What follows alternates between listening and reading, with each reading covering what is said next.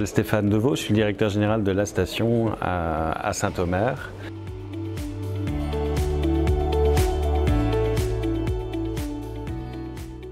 La station qui est un tiers-lieu, un espace de travail et d'innovation avec une gare dedans, puisqu'on présente la particularité d'être implanté dans l'ancienne gare d'agglomération du pays de Saint-Omer, qui a été complètement transformée entre 2016 et 2019 pour offrir aujourd'hui une quantité de services qui permettent d'accueillir des entrepreneurs, des étudiants, des porteurs de projets, des télétravailleurs, des cadres ou des entreprises en transformation.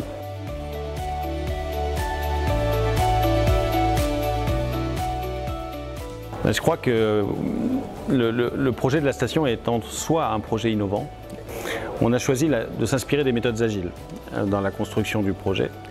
Et une décision majeure qui a été prise et qui a été très judicieuse à l'époque a été de construire un prototype du projet de la station avant l'ouverture du lieu final et d'utiliser finalement la période des travaux comme une période dans laquelle on fait des essais, des erreurs, des corrections et où on construit l'offre de service, on construit les partenariats et on hybride le lieu avec le droit de se tromper finalement.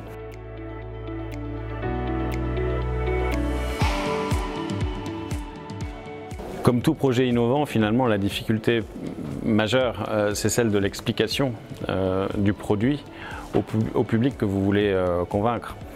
Quand on parle de coworking en 2016, en 2017, à Saint-Omer et dans la région, quand on parle de Fab Lab, quand on parle d'espaces de design collaboratif ou de co-création, finalement, on est assez loin d'une réalité de terrain qui n'est pas encore très habituée à ce genre d'offres. Et donc notre difficulté principale a été un travail d'explication, on dit d'évangélisation, pour convaincre.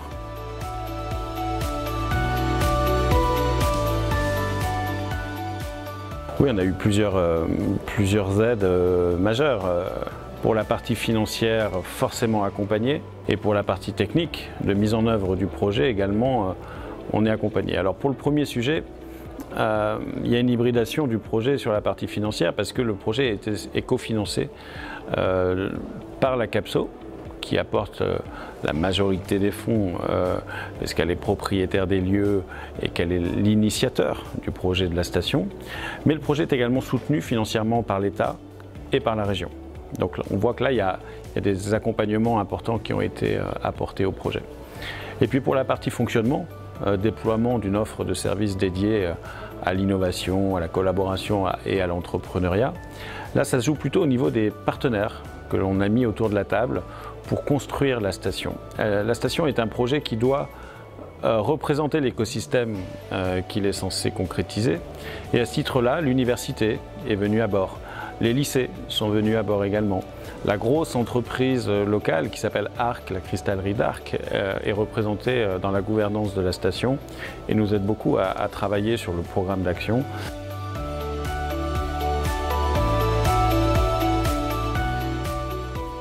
On a un projet phare pour boucler la boucle sur l'offre de services.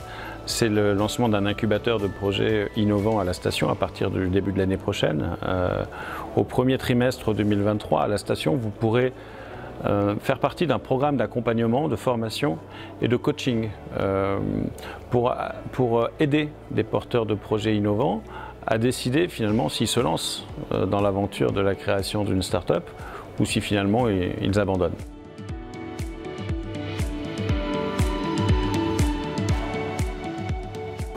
La présence aujourd'hui aux côtés d'HDFiD et de la région était une magnifique occasion pour nous de poursuivre ce travail d'évangélisation, aller à la rencontre des publics pour expliquer, toujours expliquer l'importance de se transformer et de faire connaître cet outil qu'est la station.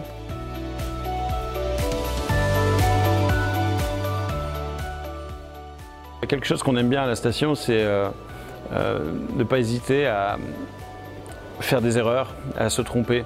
Pour innover, finalement, c'est une condition essentielle. Il faut se libérer de ses peurs et de ses craintes. Et il faut ne pas hésiter à se tromper. Le plus important, c'est de se tromper assez vite pour que ça coûte le moins cher. Mais j'ai envie de dire, en m'amusant, venez vous tromper un peu à la station et vous en sortirez grandi sans doute.